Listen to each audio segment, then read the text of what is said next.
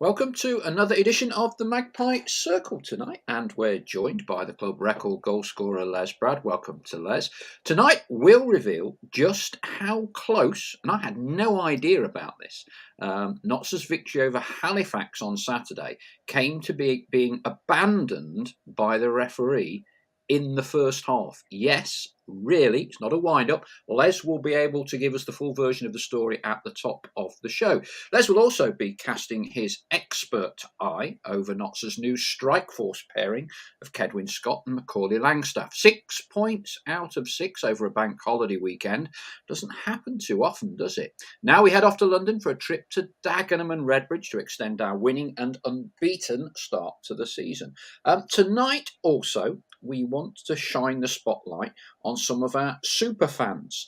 We'll hear about those of you who have clocked up over 200 different grounds watching Notts. That's League and Cup only, by the way, not including friendlies. And the identity of a Notts fan who clocked up that 200 and he didn't miss a single game for 23 years. Let's hear about your away days. How many different grounds? Favourite trips, most memorable, most disastrous.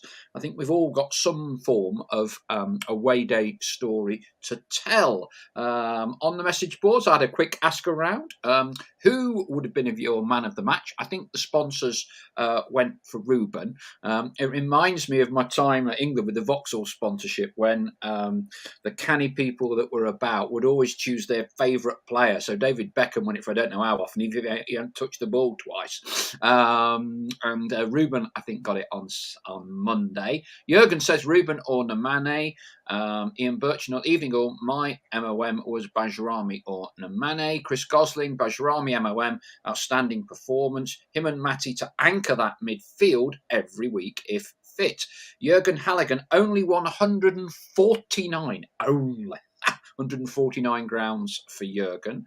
Paul Hawksworth, Belrami or Bajrami changed everything. At last, a battling, destroying midfielder. My most enjoyable game for ages. They're coming in thick and fast. Pythagorean, Bajrami, Ian Birchnell. How long ago was it since we saw a complete performance like Monday? We'll be chatting with Les about that a bit later on in the show. Rich Hawksworth, evening all. An absolute delight to hear the manager say we needed a destroyer in midfield.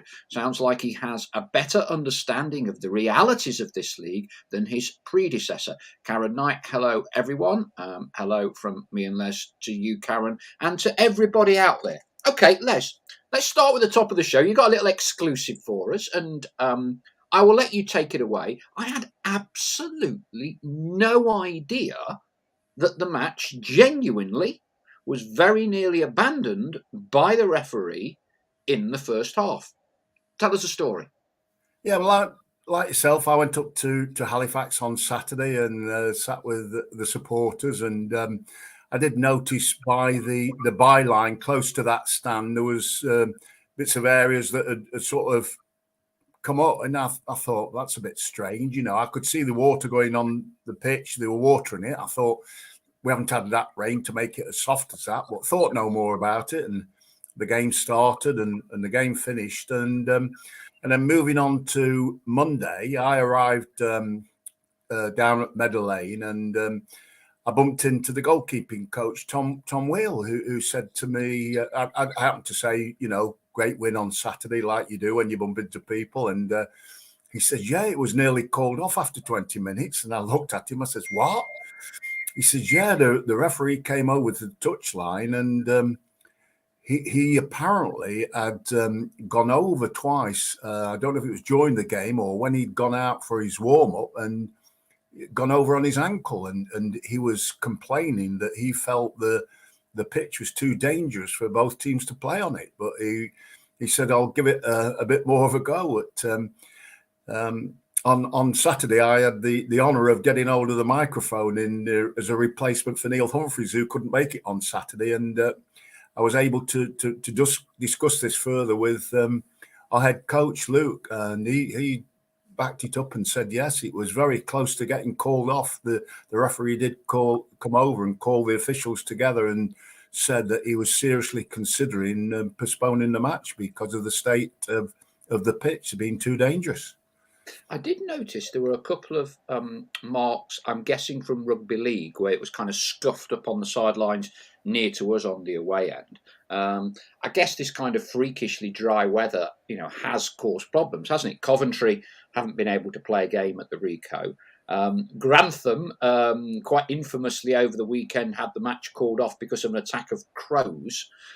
Something to do with them digging the pitch up in the search for these kind of grubs that are on the pitch at Grantham. So yeah, I mean, we were all, weren't we? All in blissful ignorance, and I enjoyed Halifax actually. I thought the fact that we were sort of self-contained in that stand down the side, good view, a good view, and again, a job well done. Tim Lynham, just going through, we'll move on to Solihull. Paul Huskerson Bajrami, for me, who seems to be winning this MOM vote for Monday by a landslide, which I kind of thought he might. Tim Lynham Bajrami was my MOM, and he was, for me, the missing link. A big, strong midfielder who gives us the strength we had been crying out for. Chris Gosling on the grounds side of things. Last count for me was in the 70s visited. I feel inferior now, says Chris. Lippy Jane says the ground was odd. It seemed to be coming up. Clods seem to be coming up in pieces after the warm-up. Bashirami for me, says Paul Huskerson. Ian Birchnell, he's on about 120 to 130 grounds. Tim Lynham says Gateshead was ground 120 for me.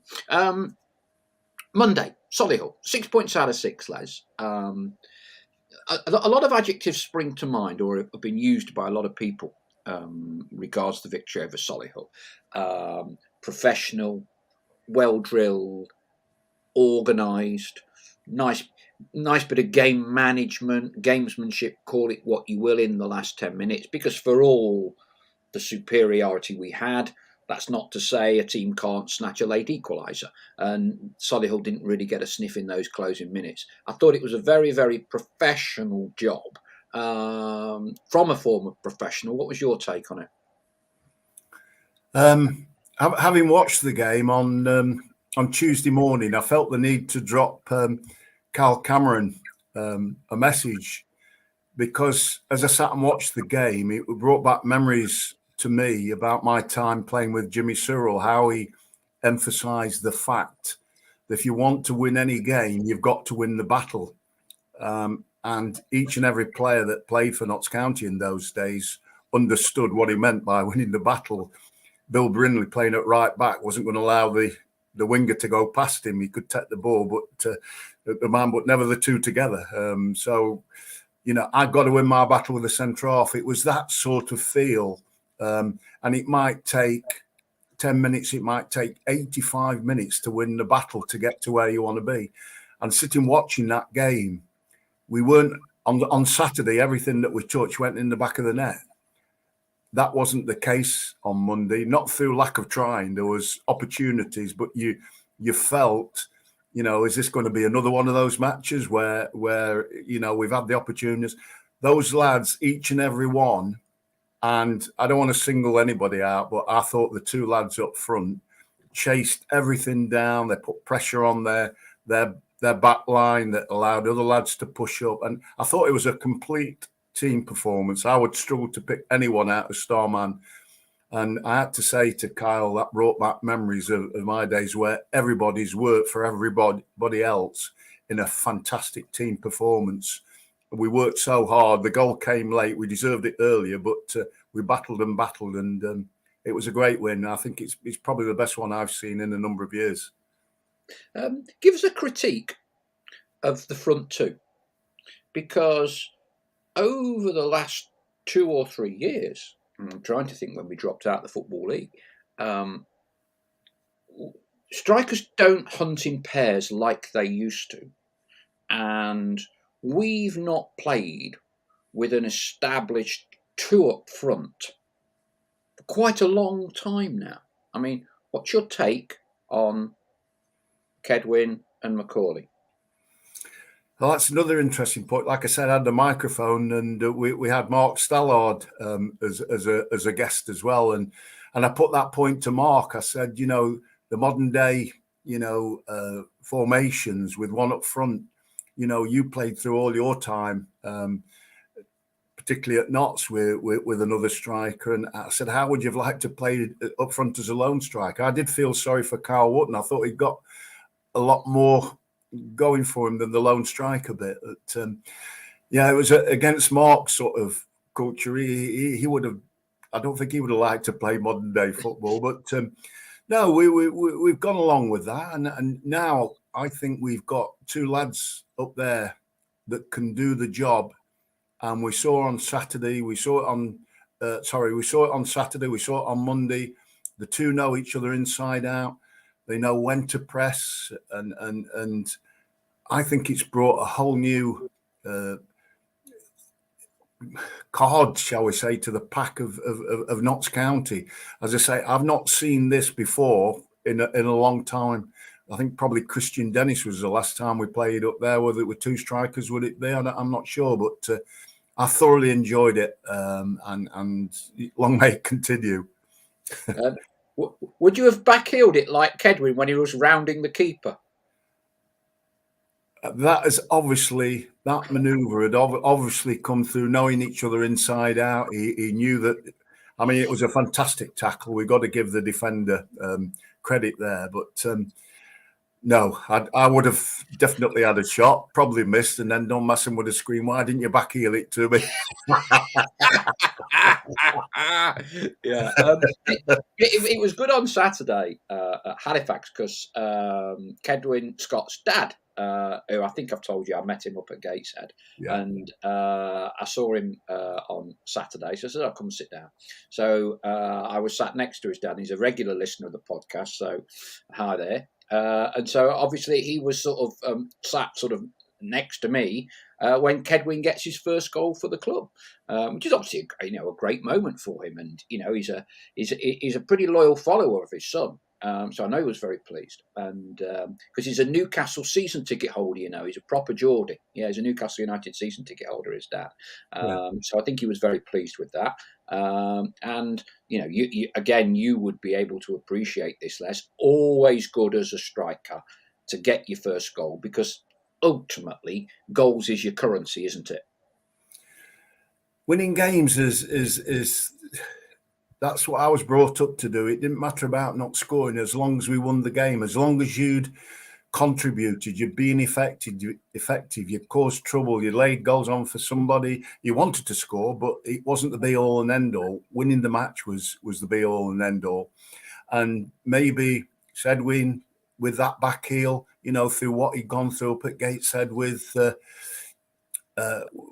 Macaulay, that manoeuvre maybe worked off several times. We saw on Saturday what a fantastic goal Sedwin scored, that near post header. We haven't seen that for a long time.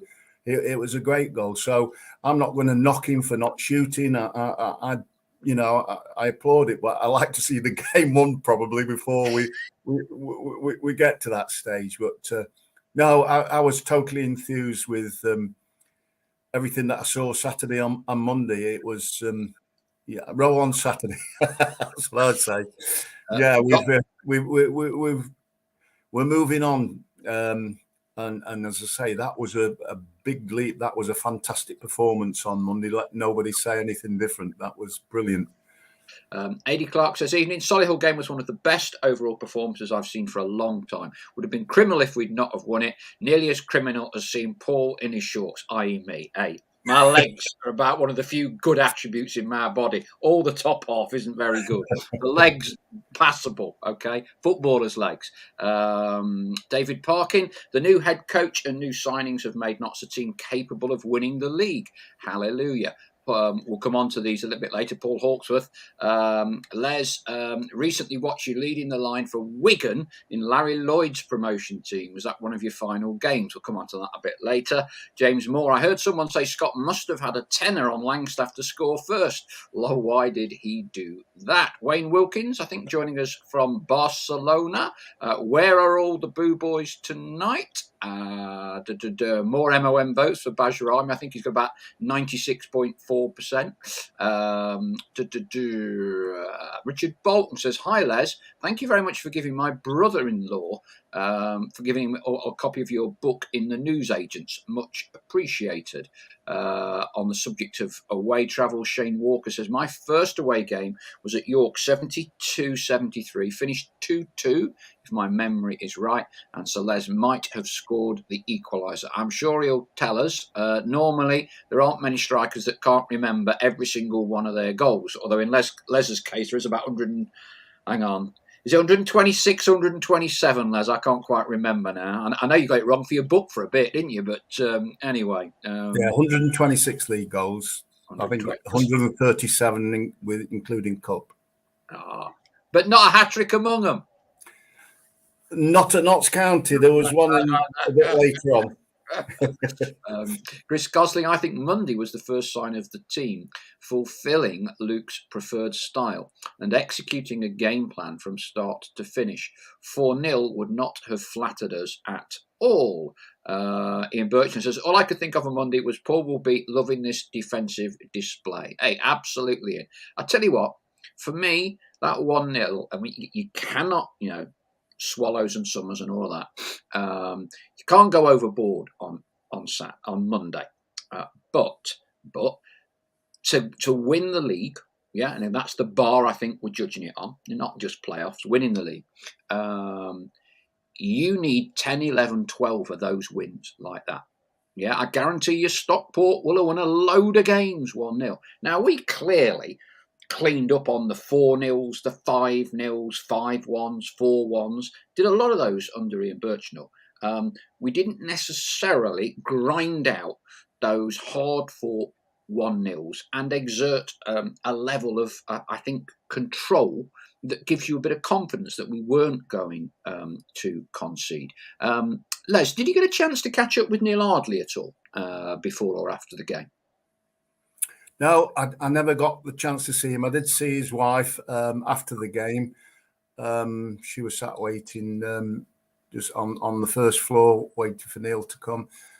She didn't look too happy, but I heard that in his after-match interview, he was disappointed in his own team, said we never played. I don't think he gives enough credit to our lads because we stopped them playing, definitely. So they're a good side. They were the leading goal scorers in the league, 13 goals before Monday, undefeated. And I won't say we made them look ordinary, but we did a very, very good job on Monday. And like you say, we deserved to win by more goals, but you'll take a 1-0 because if you want to win anything, they're the sort of games that you get the 1-0s. As the previous home match with Chesterfield, 2-0 down. Last year, I don't think we'd have got anything from that, but we kept going, and bang, bang, and then we might have won that one. So that was a great win. We pulled some results from nowhere, and I'm not privy to what's going on the training ground, but there seems to be a great camaraderie. Not that there hasn't been over recent years, but they seem to have tuned in to what Luke and Ryan are asking them to do. And as I say, as games go on, they get better. I do feel we've got a problem when we play against teams that don't play. When I say don't play, when they win the ball at the back and are more direct, they hit longer balls, and we seem to be getting caught out a little there. I think the teams that want to come and play against us were well equipped to deal with that. Chesterfield were quite direct, weren't they? They won the ball and played it forward, and their power, the strength caused issues to us. I didn't go to Gateshead, but I heard that they were a little bit more direct as well. They didn't try and play through the ranks. They got the ball forward. So Luke said it has been a little issue, and they're working on it to try and counteract it. But if they play like they did on Monday each game, we'll do well, definitely. A few more messages. Ian Birchinall, we'll come on to this in a moment. I was going to mention it to you. We got away with one Monday with the challenge on Dallas, which for me was a stonewall penalty. Rub of the green for once. Chris Gosling looked even more of a penalty when I watched it back. Wayne Wilkins, Neil Ardley credited Notts on at least 2 occasions. Seemed more interested in having a go at the journo, asking him about his team's shape. Let's just pick up on the claims for a penalty that wasn't. I must admit, I've not watched it on the telly or anything else. Watching it with the naked eye as it unfolded, I must admit, I thought it was a stonewaller, Les. I saw it and I thought he went there. I thought it was soft. I didn't think it's one of those that you think, oh, is he going to give it? Because they do give them for that. That's the way I saw it. I didn't think there'd been a blatant attempt to take him out. I just thought he saw it coming and like they do nowadays and went over. I didn't think the referee had too good a game, to be honest, on Saturday, but I was well pleased when he made that decision to say it was it a goal kick he gave instead of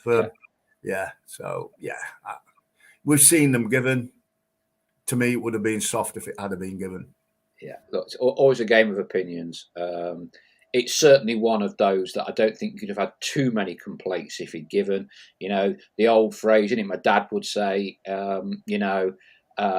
other way around, that would be a home penalty, not necessarily an away penalty, but doesn't matter. Didn't give it, Forest are in the Premier League thanks to the non-award of a penalty against Huddersfield, aren't they? Or a huge contributory factor. That's the way the cookie crumbles.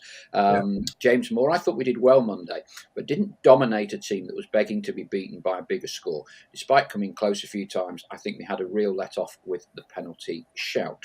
About time, says James Moore. Ian Birchinall, tell Les to watch it back. It looks worse on the replay. Wayne Wilkins, I like to think our flock, Les, are pretty fair-minded. Wayne Wilkins, definitely a pen. If you do watch it back, the only thing that savours is the ref's position. Wouldn't have seen the contact where he was. Chris Gosling, I'm sure, will have softer ones given against us this season. Dazapai, my gut reaction was a definite penalty, but glad the ref didn't give it. Got away with one. On James's point, I'm not really fussed about whether we're beaten 1-0 or 4-0. We were, one of the greatest, most modern quotes in sport, because most of them tend to be 100 years old or something. I thought was Mike Tyson, where he said, "Everyone has got a plan, everyone, till they get punched in the face." Now, clearly, he was talking about boxing, but if you use that analogy in football, every team, every week on the training ground for 5 days, practices, prepares, has a game plan, got to do certain things, set pieces, this, that, and the other, and it all looks great on the training ground. Then when you come up on Saturday, there's another team trying to stop everything that you're trying to do. And I thought Notts looked fairly significantly the superior team for 90 minutes of the game. And I thought they had great game management in the closing stages to see it out professionally. And I think with Ian's teams, Ian Birchinall, we often played some wonderful football, but there was always a query about a soft underbelly. Were we ruthless enough? My big bugbear, we conceded far too many goals. Set pieces. We seem to allow so many teams to put balls into the box, not just corners and set pieces, but from out wide. There never seemed to be pressure, and a lot of balls would come into the box, and we would win a very small percentage of first headers. Yet I thought on Monday, as several of you commented tonight, we looked a much more resilient side to cope with the rigours on a regular basis of a 46-game season. I think I would have to go along with that. As I say, I'm not privy to the work that's going on the training ground, but I sit and watch games now. The only one I've missed has been Gateshead, and you missed the right one, Les. That was bad. Well, yeah, as much as we're giving him all credit tonight, Gateshead was a stinker. Yeah. Yeah, Well, we got away with a point. I am feeling that we are stronger at the back now. That we are, touch wood, less likely to concede goals from corners, from long throw-ins. We seem to be dealing with that better. Yeah, I'm sure we've got a new head coach, we've got a new assistant coach, we've got new players. We've been through a pre-season, a tough pre-season where they've been training twice a day to get up to fitness levels. I've been listening to Adam Chickson's interview after the game, after he scored, and how he's moved on, the work that he's been doing that's allowing him to get further up and get into positions that he wasn't doing before, getting in before. And, this is all, it just doesn't click and come into place. It needs a number of games that they play together before it all clicks nicely. And Monday did click nicely. So are we getting there? Are we nearly there? I'm looking forward to Dagenham to see how we go there. You've seen games. You just touched on Gateshead where it was awful. It didn't work, as that's all I heard. I've heard that from the gaffer. I've heard it from all the people that were there watching, and so it wasn't right then. But the manager's still assessing his squad. He's seen players. Are they able to do what he wants them to do? They had a tough game in the red hot heat at Bournemouth. Then they've got to go up to Gateshead and play on the Tuesday. That's difficult. Does he pick the same team that did so well at Bournemouth? Does he bring in, and all these things he's finding out about players, who can do it, who wants to play, and I'm sure that he's going to have the backing of the owners if he needs to add to his squad. But do you think we need to? Do you think we need? We are operating with a smaller squad than last year as it stands. We've brought the young keeper in from Leicester. Do you think we'd be looking to get one or two more in? I think you've touched on. I'm not quite familiar how to pronounce his name. Is it Bahrami? Bahrami, I think. Bahrami, that's the first time I've seen him in that context, and that's the first time I've seen a guy winning balls for us like Mitch Rose used to a few years ago. And what a difference that made to the team as well, I felt, and coupled with those lads up front that was chasing everything, it allowed them to get a little bit tighter because they were closing people down, not coming through the same. So there was a lot of real pluses that went on for me on Monday, and where it moves on from there, I'm not sure. We're seeing two playing up front. We haven't seen that for a while, have we?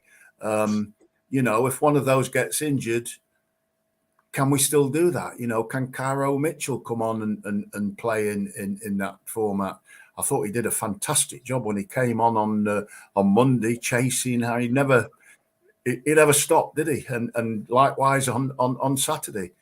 When he came over after the goal, I'm not privy to discussions that go on, but we've got a great group of players there, and I'm sure that the head coach and the owners and all concerned that's involved in discussions at that level, they'll be rooting for and bringing in the players that they need, if there are any that they need.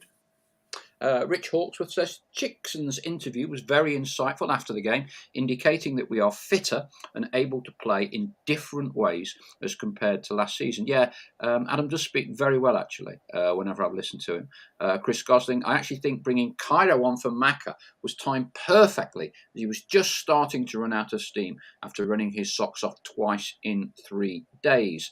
Ian Bircham, I'd like a different striker than what we have. I'd like a big, strong target man. Chris Gosling, Sam Austin looked brilliant again when he came on. Crazy that someone of his ability can't get a starting spot. John Parr, maybe another midfielder, might bring in possibly.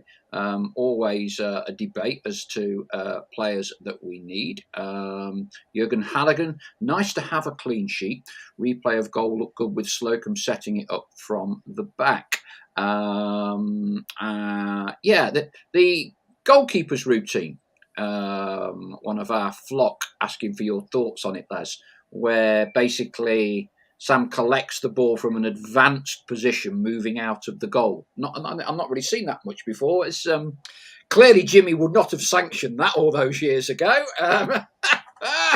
Well, Watley and Eric McManus, Roy Brown would have had a heart attack, wouldn't they, if Stubby had just dropped them a little one inside the box? Yeah, I mean, I think we have to go back to Saturday, first of all. It's been a struggle, and we've managed to get a goal on, was it 42 minutes? Yeah. And then Sam goes and makes the most unbelievable save. Yeah, the acrobatic thing he's gone to. Yeah, else I'm sure we'd have gone in at half-time one apiece. Instead, from that save, we go down and the cross comes in, and Tedwin's made it 2-0. So instead of being one each, it's 2-0. And not enough has been mentioned about that. Now, the goalkeeper playing at the back, and it gets my heart going. I'm obviously it's not something that I was brought up with throughout all my career. The goalkeeper knocked it up to the strikers, and then we had to win the ball, or we built up play from wherever it dropped from there. To go through the lines, passing from the back, and the keeper having a key role in the passing, it's certainly putting pressure on my heart, I'll tell you that. I'm not saying we shouldn't be doing it. There are some times where I think, whoa, that's a bit tight. It needs a boot going into it. But well, we saw where the goal came from, don't we? Sam's got it and laid it out to the main, and he's played it inside. I think it was 12, 13 passes all in all, and that goal has come through a lot of work on the training ground that's allowed Adam to get in on that far post free. We haven't seen that before, have we? Mm-hmm. The strikers have moved the guys out of the way and allowed him to come in on space and side foot that in the corner. That's come from a lot of work, I'll tell you, behind the scenes, and great credit to the coaches, the man, everybody concerned. That was a well worked goal. Matty Palmer, if you look when he's getting the ball from the main, he's looking up before he's come to him, and he's had the one touch, and he knows where he's going to put it. Fantastic goal. Just going back to Sam, because it is interesting, of all the players that we have, probably over the last 12 months, he's the one that kind of an awful lot of people talk about a lot, and a lot of them have quite forthright views at different ends of the spectrum. Now, I think Sam is a very good keeper and one of the best goalkeepers in the National League. The debate from some will be his kicking ability, or the use of feet with the modern goalkeeper. But like you've just said there, Les, the save just before half time. Brilliant save. And they're the little things that totally transform. And however, there's only one player on a football pitch, or one on each side, that's allowed to use their hands. No one else. So that's got to be your bread and butter. It's got to be clearly the mobility and all comes into it, but they're your bread and butter because you're the only person that can use them. And I think his handling, his shot stopping, has been better than all the other keepers that have been brought in. I think he was better in and around the box and saving shots than Anthony Patterson. I think he was better than Yaros. And the intimation seems to be from the arrival of Ben Young that Sam continues as number one. And I think that, says a lot for his character, whereby clearly he would have known under Ian Birchnell that he wasn't the number one choice. Why else would you bring Patterson in? So I think he's done a splendid job. And the reality is, if you're going to make a mistake with your feet on the 18-yard line rather than not getting your hands on a shot. It's not quite as dangerous in that respect. So I think he does a very good job for us. He's done a fantastic job for Notts, for me, and he deserves to be the number one goalkeeper. I've never spoken to him about it, but I would say that he also comes from an era, not going back as far as me, but certainly when goalkeepers kick the ball up the pitch in his younger days. He's not, throughout his career, been used to this situation of having the ball in his own 6-yard box and passing it. So it's a little bit alien to him, and I feel that maybe he doesn't do it quite as quick as the younger players that are probably more accustomed to it. And sometimes it looks a little bit tight when he's releasing it because of that. But make no mistake, he is a very, very good goalkeeper, and he makes some fantastic saves. I'll tell you what, it was a much younger keeper in Solihull's goal on Monday, and I tell you what, Sam's kicking was a hell of a lot better than their guy, because he looked very nervous with his kicking. He did, and I think we also must give credit to our lads who chased him down, harried him, that in the end, they stopped him doing what he was wanting to do. He probably wanted to have another touch and play it a little bit wider and roll a square ball. They stopped all that. We stopped them passing through the ranks. And, that's as I say, I keep going back to those two lads up front were absolutely fantastic. They're great defenders. And I know it's something that Luke is trying to embellish at the club. When we lose the ball, we get it back as soon as we can. And this is why we're seeing that type of play now, that the front lads getting involved straight away when the ball's lost to close it down, try and win it back. It looks great, doesn't it? Chris Gosling says, Pato commanded his area better than Sam, in my opinion, but Sam has improved with every game this season. Rich Hawksworth says, rather have Sam in goal than Chesterfield's keeper. And someone talking about, would you have Kyle Wootton back? Ian Bircher says, definitely no to Woots for me. Was decent for us, but he needed 3 or 4 good efforts to score. If we have no injuries, then Scott and Langstaff are the 2 strikers for us. James Moore, Sam is a good keeper, especially for this level. When you look at the events he's had to put up with in and out the team, he's shown himself to be a good professional. Agreed, regards his kicking, though. All right, well, I think we've kind of gone through the last 2 games. So I just want to have a little bit of a departure now and talk away games and fans and all the rest of it. So I just posted a couple of things on social media earlier this week. How many games or grounds, I should say, have you been to see Notts play on? Now, I've managed 164 League and Cup, which, ain't bad. My dad, back in the 80s, and I know there are some other Notts fans that did it as well. I think he went to Macclesfield, and at that point, he didn't see Notts play on all 92 League clubs with Notts. So I've been asking around, how many games have you clocked up? And it was my belief that 200 would be there or thereabouts with the top ones. So he's a bit shy and doesn't want to make too much of a big deal of it. A bit shy, yeah, it's a bit ironic. But I was talking to him at the Notts Sunday League meeting last night, Stadium Leisure. That was a thriller-minute event, I tell you. Steve Atkinson, trousers, Acco's bust tours, you name it. Bit older than me. Looks a lot older, obviously.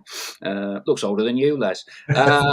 So Steve Atkinson and his pal Paul Smith, who many of you would know, they've done over 200 different grounds. And you think to yourself, well, how on earth can you possibly do 200? So Steve and Paul did all, those of you a certain vintage, the Anglo-Scottish Cup games. So they went up there and went on a chartered plane to the likes of Morton, Kilmarnock, St Mirren, when Alex Ferguson was manager at St Mirren. And remember, these are all midweek games north of the border in the 70s. Obviously, they did all the Anglo-Italians. So, there's a fair few games for people to clock up there. And Atco says, look, don't make a big song and dance about it.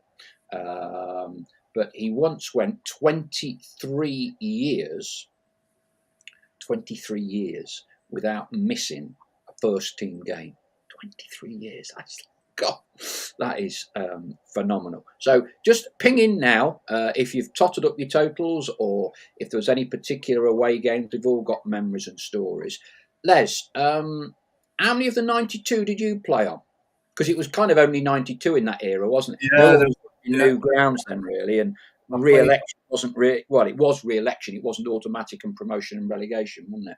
Yeah, I played. Obviously, this is before ground changes. 92 clubs. I played on every ground, bar four. Never. My childhood. My first team as a youngster was Arsenal, and it was a dream to play at Highbury. I never got that opportunity. Although we're in the same league as Spurs, I was injured when I played in the one at Meadow Lane, but didn't get to White Hart Lane. Anfield, never got the chance there. And Ipswich, there were just four grounds that I never actually played on. I played on all the others. So I'm surprised you missed Arsenal because I remember going to Arsenal. Wouldn't have been that old with my dad. We played them in the FA Cup, didn't we? We got drawn in the FA Cup. Yeah, I played them at Meadow Lane.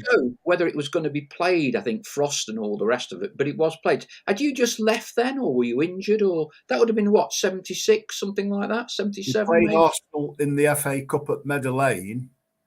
Actually, Forest played Bristol City at the City Ground on the same day. It was a third round of the Cup, and we kicked off at 2:00, and Forest kicked off at 3:00.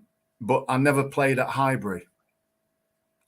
So that was a cup game. Obviously, I was never playing for Notts at the time. We're in the same league because I never played in the first division.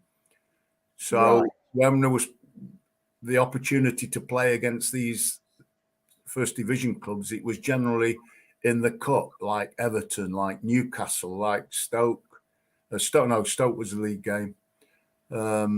It was League Cup and other cup games. That's how I got the opportunity. League games with Man United, City, Man City. Yeah. So back in the day, because obviously stadiums were very different in those days. What was the ground that you did play at that held the most cachet, memorable? Cool, blimey, I've hit the big time now, or whatever. What stuck with you? I think being born and bred in Buxton, Derbyshire, and the local supporting Man United almost did. I think to run out at Old Trafford was like, wow. And that happened just not long after my father had passed away. He would have loved to have been there. My brother and my sister came over with their family, so I think that was great. One that really does. Well, there's two grounds that do stand out to me. One is Villa Park, and the other is Sunderland. On both of those grounds, I got headache from the noise that came from the stand that came down and hit you on the middle of the pitch. It was wow. I've never felt it didn't go into the air. That normally in most grounds the sound goes up. This seemed to come down onto the pitch, and wow. Yeah, I got headache at both of those games. And the other lads also complained about it as well afterwards. They said, wow, that noise out there. We'll ask our flock, most memorable away games, be it atmosphere, travel, trip. And you're asking me, different games hold different things. I think the whole Juventus experience. I don't know whether you went to that, Les. I didn't go, no. But I heard so much about it. Was the whole experience, because I don't think any of us knew that Juventus would take it that seriously. You kind of went thinking, it's going to be this really low-key little event, and you turned up, and I'm glad I did turn up very early, to this like hour-long Olympic opening ceremony standard event on the pitch. which was wonderful. And they had all the players playing at various points. And I think Del Piero came down on a swing or something from on a high wire thing, and they released the doves to mark the deaths of Heysel, and it was brilliantly done. Absolutely brilliantly done. I do remember seeing Acco. We were all on the Ryanair special back from Stansted the following morning, and I paid for my speedy boarding, so I'm in row one. Don't mind going Ryanair, but I don't like being at the back of a Ryanair plane. And that Acco and all his troops, when they all march on and go down the plane. And I just looked at Acco, and Acco looked at me like, wow, did that really happen? Did that really happen? Interesting that you've mentioned Juventus. Our special guest at our next home match is the goal scorer that day. Lee Hughes. Lee Hughes, yeah, he's our special guest. Okay, so so Hospitality Veil was Lee's a great raconteur and storyteller, obviously. And he's got lots to say. Lots to say. Yeah, it's the BT game, isn't it? 5:20, the next one, Bromley, week on Saturday. Is that 5:20? I missed that crap. I lose track with all these. Yeah. Okay. Yeah, we're a little late to kick off next home match. Yeah. Ian Birchnell says, I love the Juve experience too. Paul Hawksworth, Man United, I remember this, away, 3-1 down, Bashanu scored twice. 3-3, we were on the main 9 o'clock BBC News. Pythagorean, Juventus was superb. Remy Sky, who I believe dials in from New York, or is normally in New York, ahoy Magpies. Jürgen Halligan, Haaland just scored against Forest. Ian Birchnell replies, let's hope it's the first of many, Jürgen. Smiley face. Dazza Pine, just the 148 grounds for me. Brescia away. I was kind of with Leicester. I didn't do so many of the aways then. Brescia away was a memorable trip, particularly for the antics of the Brescia fans after the game. Tell us a bit more, Dazza. File a bit more info on that one. Ian Birchnell, I got carried away when Hughesy scored at Juve, jumped up and celebrated in the middle of Juve fans. They were all laughing at me. The Juventus fans were brilliant. I mean, I walked from the centre of Turin, which was about 6 miles. I got the bus back. But it's kind of what my dad would have done. He used to walk everywhere. And I remember stopping off in a couple of bars, and all the Juve fans, would go, Robin Hood, Nottingham Forest, oi, get it right. But no, I thought it was a great occasion and a game you could enjoy because the result was immaterial, really. It didn't matter. So long as you didn't get embarrassed, and obviously Hughesy, which I'm sure he will tell you about, the first Englishman to score at the Juve Stadium. And who was in goal? The first penalty save at the Juve Stadium was it Rob Birch or Stuart Nelson? It was one of them, wasn't it? It was one of them. Chris Gosling, remember? Wasn't Casper there then? No? No. All right. No, Casper had moved on. I'll get some coming in. Right, let's see if we can remember some of these. Chris Gosling, remember watching us beating Burnley 4-3 at Turf Moor. 5-3 away to Lincoln. That was the midweek, wasn't it? It was enjoyable too. 3 up, then 3-all, and 5-3. Did Luke Rogers get a hat-trick that night? He certainly got a few. Shane Walker. Yeah, now this is 1.5. You were probably still playing, Les. I don't know. Aston Villa, opening game of the league season when we'd been promoted under Jimmy and Howard. Villa had won the championship at the end of the previous season. Villa ran round parading the trophy because they'd won it away from home. This is before the game. Obviously riled the Notslot in the dressing room. We win 1-0. Great day. Back on the train. They had a railway special, didn't they? Pythagorean. Devlin's 30-yard volley on the turn at Ascoli, who had Oliver Bierhoff playing. And we beat Ascoli in the final. That's right, we did. Duncan Connery said it was Nelson. Okay, I couldn't remember which one, but yeah, definitely one or two. He's still going, Stuart Nelson, somewhere. He's in his mid-40s, I think, now, and he's still got a club. Here's one for you, Les. I'm going to test your memory banks. I was going to Notts before I can remember, but one of the early away games I remember. late 60s, early 70s. Either the season before the title or the season that we won the 4th Division title. We played Northampton away. And Northampton used to play on the cricket square, didn't they? It was one of those stadiums, I say stadium. Half the cricket pitch became a football pitch. Very weird for our younger generation. And Northampton had this big lump of a striker called Frank Large. Yeah. Yeah. And then obviously there was the live, athletic, imposing, masculine figure of you up front. And I remember getting into a near fight with another 5-year-old from Northampton over the respective merits of Frank Large and Les Brad. And what I do remember was the week before, it was the famous FA Cup game where Man U had beaten Northampton about 7 or 8-0, and Best and Charlton. And there was an outrageous George Best goal that was on the telly. And we were playing him about the week after. So I think I was obviously giving this 5-year-old a bit of jip about that. Do you remember? And I think you scored, and I think Frank Large scored, and I think it were 1-1. But, I was about 5, so I might have got it wrong. Do you remember that? It's funny, I can't remember the game, but I can remember that goal that George Best scored, how he went through. The pitch was a mud heap, and he jinked his way through and went round the goalkeeper, didn't he? And he must have gone past 5 players and then stuck it in the net. But all I can remember about Northampton's ground was there were stands on 3 sides, and where the cricket field was, there was no stand, but they put up a temporary a scaffolded stand, didn't they, through the football season.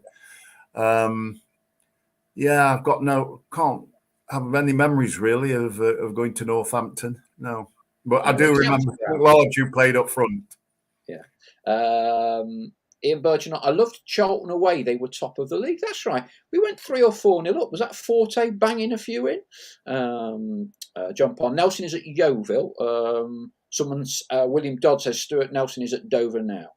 He's still somewhere anyway. Dazapai. Coming away from Brescia under a police escort, we were greeted with missiles hurled at the coaches from the ultras. One of the coach drivers got hit with a missile and had some medical attention. Oh dear, sounds a bit. It sounds like what Shane Walker is just about to describe to me. Another one, 76 away, Millwall, 152. I was in their end being very quiet. Well, if you've been noisy, Shane, you probably won't be commenting now. Jurgen, yeah, I mean, this is an all-time classic, and we were so lucky it was on the telly. And you know the one I'm going to talk about, Les. Fulham, Bobby Moore, George Best, Alan Mullery, 151. Bobby Campbell, the Fulham manager. He got the sack the following day, didn't he? Yeah, you missed the striker who went to Manchester City. What's his name? Rodney Marsh. Rodney Marsh. Yeah, Galacticos. They were full of stars, and we've gone down there, and it's looking like we're just cannon fodder. And we won 5-1. It was just an incredible game. I remember the goal that Stevie Carter scored there. He picked the ball up just outside our box and went through. He ran on and on. Nobody went to him. And then from 30 yards out, he put it in the far top corner. What a goal. I remember taking the ball off of Bobby Moore. He was trying to be clever and he lost control. I got the ball, slipped it through for Mick Vinter to get a goal. And we really showed him that day, definitely. Catherine Simkis, she sent it me twice just so we don't forget, and I'm sure you were involved in this one. And I was I forget how old I was on this one. 1-0 Leeds, the League Cup. That is the greatest memory in my football career, without doubt. Leeds were the top team in the old First Division, then Premier League now, and that day we came and trained. Bill Brinley had been out injured for quite a while. He'd had an injury to his knee, and he played in the reserves the night before. And Jimmy Cyril talked him into playing the following morning when we were getting ready to go up to Leeds. And Jimmy pulled me on one side. He says, "I've got you after lunch in a room with Bill Brindley. I want you to talk to him and tell him how good he is and how what was the left winger at Leeds called? Can't remember the name now, but Eddie Gray. How he was going to stop him playing. So we've gone up there. We've had lunch, and Bill's always saying, "I'm not fit. I'm not ready to play," and I've got to keep building him up to tell him how good he is, and you're going to have Ray in your pocket. And we've gone out there, and what a performance that was that night, and it was a great header from Scanny to win the game. I felt we should have had a penalty as well, but I'm not going to complain. But more than anything, what stuck out to me was when that final whistle went, we'd won 1-0. As we were walking off, because we'd gone to acknowledge the fans, Norman Hunter was stood at the trackside entering to the tunnel, and I thought, be careful, he's going to. And Billy Bramney was there as well. I thought it was going to be trouble. But as we walked past, they shook our hands and said, "Absolutely fantastic, lads. You've done brilliant. You've deserved to win tonight." And I thought, wow, because in those days, Leeds had quite a negative following from everybody bar their own fans. They weren't liked.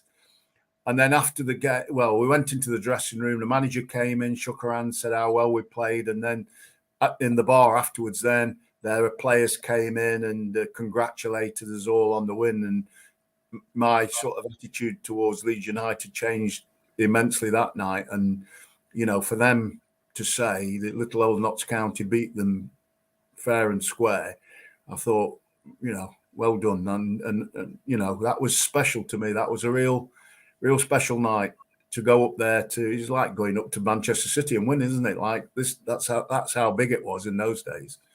So no personal gain. No, I didn't score goals, but to me, that was the best match that I've ever played in for Notts County or in my career. Forest are now 2-0 down, and quick as a flash, Chris Gosling says, "I think Forest are going to sign 4 more defenders at half time." Yeah, good one that. Shane Walker, Crystal Palace 4-1. Malcolm Allison's superstars, opening day of the season. First time back in the second tier of English football. We had half a team out. And Palace in them days used to run out with like tracksuit tops, and they had all like nicknames on the back: the Joker, the Dribbler, the Maestro. Not the surname. These on the Joker, the Maestro. Very bizarre. And of course, we won 4-1. 2 of the players that were missing from that team was Davy Needham and myself. And Jimmy Searle asked us to go up to Sunderland. We were playing Sunderland in the Cup, I think, in the midweek.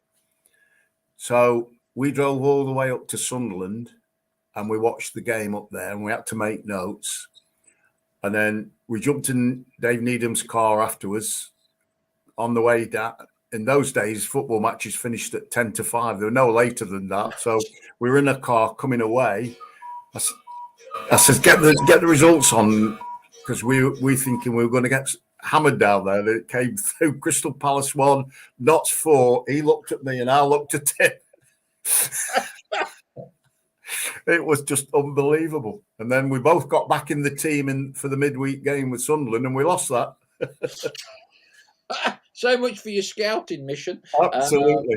We weren't asked to do it again, can I tell you? Another game at Selhurst Park, Chris Gosling, one which was memorable, when we beat Palace 2-1 at Selhurst Park, ending our record ever run without an away win. Mick Walker was shaking all the fans' hands after full time. Ian Birchnell, no one has mentioned beating Forest. Always great occasions. You scored. This is very much like down memory lane, isn't it? But we did have some good times in the elite level of English football. Anyone under the age of 40, you won't believe it, but we did. Leslie Brad, you scored a Notts County winner at Forest, didn't you? Yeah, we can't remember the year. Probably 74-ish. Yeah, I'd have said that. We got promoted from the 3rd to the 2nd. Forest came down. We were playing at the same level, and the attendances in those days were very, very close. In fact, there was one year I think the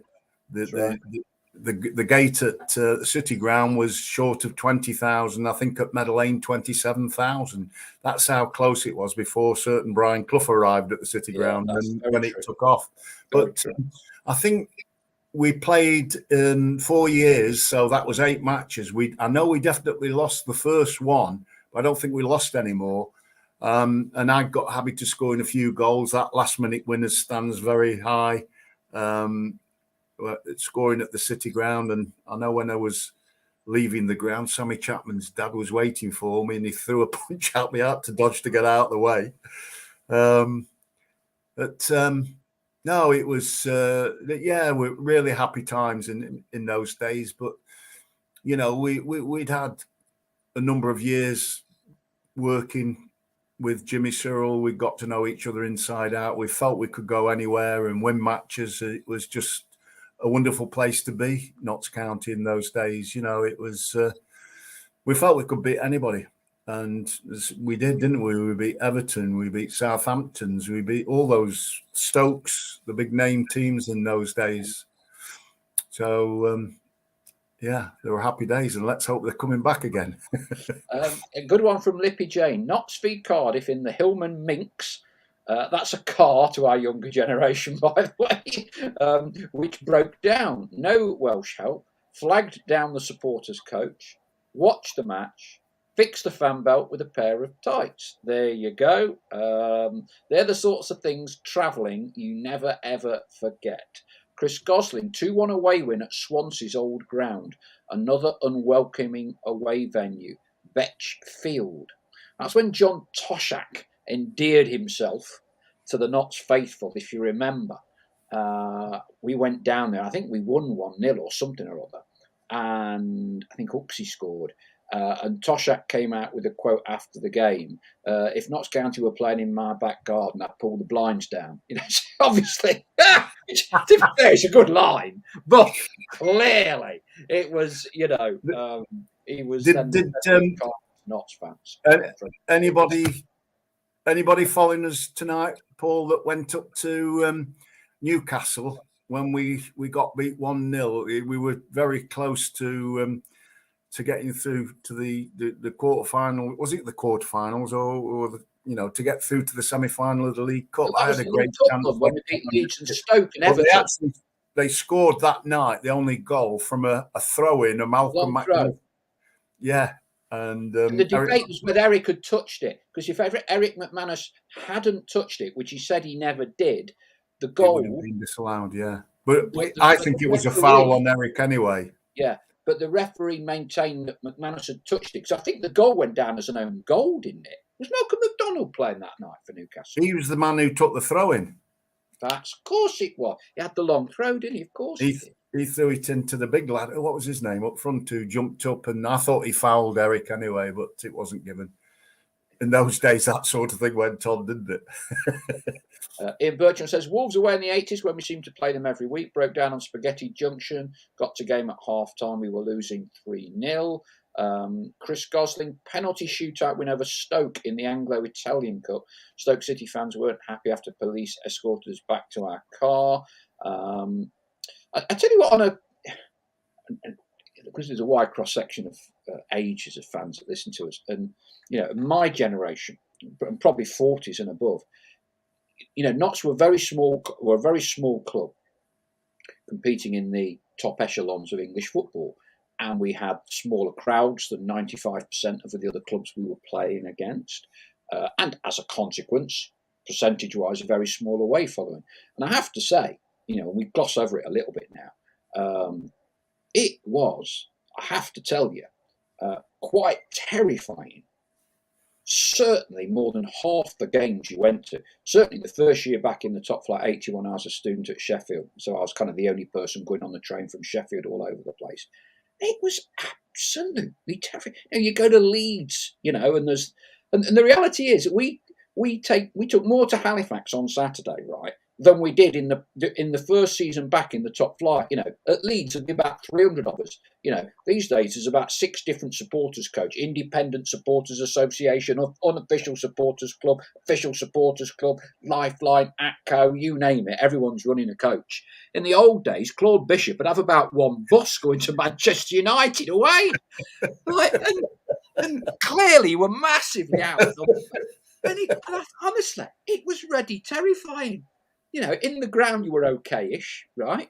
And then, the worry was getting out. And as Notts would win at quite a few places, getting out alive was debatable. And then you could kind of, when you got back on the train and home, you could enjoy it and give it to all your mates, students at Sheffield College. I was at Man U and all the rest of it. Reality was, it was ready terrifying. Absolutely terrifying half the time.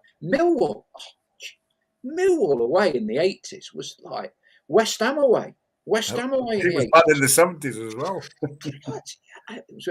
But one game no one's mentioned, and I agree with the people that talk about, for sheer enjoyment, the Forest games. No one's mentioned Ipswich away. The definitive goal, Bobby Robson was manager at Ipswich. We won 4-1. Ipswich were kind of one of the top 3 or 4 sides. And that was a great away day because they didn't really have any hooligan fringe or anything like that. So you could go to the game, mingle with away fans and really enjoy it. And what I would say now is the atmosphere at grounds now is so much better than it ever was 30, 40 years ago. Cages everywhere. You'd be kept in for 50. I remember being at Tottenham. They just kept you locked in this little away pen. And then after 15 minutes, they'd let the doors open. That was it. And of course, people were waiting across the other side of the road and you'd try and mingle and get out. And it was truly terrifying at the time. One game that hasn't had a mention. The birth of the wheelbarrow song. Shrewsbury away. Were you there? I was, but I can't remember much about this weird. But I now understand the derivatives of it. I was stood on the cop, and there was a group of lads there that obviously had a few drinks, not fans, and we were losing, and that was how it started up. The wheelbarrow, and then we came back from, I think it was 2-0 down to get to 2-2, and it sort of took off from there. Everybody started to sing it that was around that area at the time, and then it came into the home match. It became a cult song, didn't it? And it's still here. Paul Huskisson mentions a good one, which I think of the contemporary era. Yeah, I think that's about as good as it's been. We were very unfortunate not to beat Forest in the League Cup about 10 years ago, but lost in a penalty shootout. That after Wes Morgan, scored his one and only worldy shot in the 119th minute. So Martin Allen was there, wasn't he? Martin was in his pomp and all the rest of it. Steve McLaren was having a rough time at Forest, wasn't he? We should have beaten. We should have beaten. Yeah. I think in recent times that was a great occasion. Chris Gosling says, still think Luton's ground is one of the worst away ends I've been to in the league. I'd happily settle for a away end like that.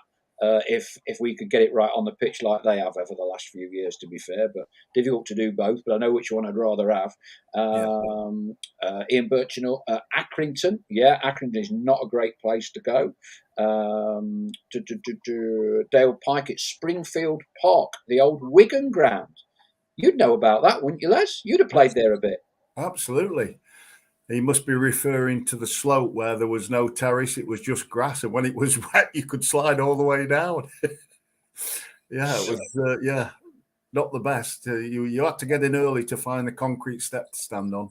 Yeah, Rich Hawks was for a day out, the FA Cup quarter-final away at Spurs. Yes, Don Reardon's told us many times about that. Takes a lot of beating. Tim Alsop, yes, I was at Shrewsbury for that chant. Jürgen Hallager tells us that Haaland Jr. has scored a hat-trick. John Parr never wanted to be in an away end at Chesterfield, the old Saltergate, on a wet day. Hated the old Stoke ground, says Jürgen Halligan. Coach got stoned. Yeah, you sort of came off the road, the D road or whatever they could, and dropped down into like a Victorian housing estate, didn't you? That could be a little bit intimidating, I think. But, as a rule of thumb now, I think clubs have generally developed their grounds extremely well. And I think the whole away day experience is now much, much, much, much better. And the boot's now on the other foot. We're playing at the lowest standard we've ever been, and we're kind of the big fish with the big away following. So I think that's about done it. Dagenham and Redbridge. Those of you who know me know I like my food. Brooks's pie mash and liquor. The best one in the whole East End of London. There aren't many of them left. I mentioned it last year, and when I got there was a few of our flock already having the minced beef pie, mashed potato, and liquor, pie mash liquor. Liquor, of course, is parsley sauce. So Brooks's pie mash costs about £3 or £4. Unbelievable value. Unbelievable value. So I shall be having a bite to eat there. Chloe's granddad and Chloe. I've said I'll treat them to the meal there because it's ridiculously cheap. Will you be going to Dagenham and Redbridge, Les, or are you giving that one a miss? Are you going on Echo's Tours again, or have you already done that one this year? So it's 6 months recovery period now. No, I shall be travelling down with Jason Turner and Ian Roberts. I shall be in the boardroom before the match. Look forward to it. I went to Dagenham last year. They looked after us really well, and we had a good win there last year, didn't we? So let's hope it continues on Saturday. Lippy Jane, and this was come from a woman, so you can't say this is sexist. West Ham in 81-82, I met brother and Notts fans in a pub. Arrived early to the pub, woman in the toilets, oiling up for a strip tease. I dared leave. There you go.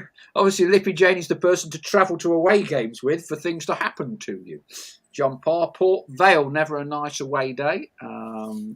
Ian Birchinall, remember snowball fighting Chesterfield fans at Saltergate inside the ground. There we go. All the memories are coming back now. Memories are coming back. It's never dull. It's never dull. Leslie, thank you ever so much indeed. Thank you Paul. Won't be having the pie mash and liquor then if you're having the VIP food in the Dagenham boardroom. I know you'd rather be in the pie mash shop. Thank you for all your reminiscing and the chats tonight.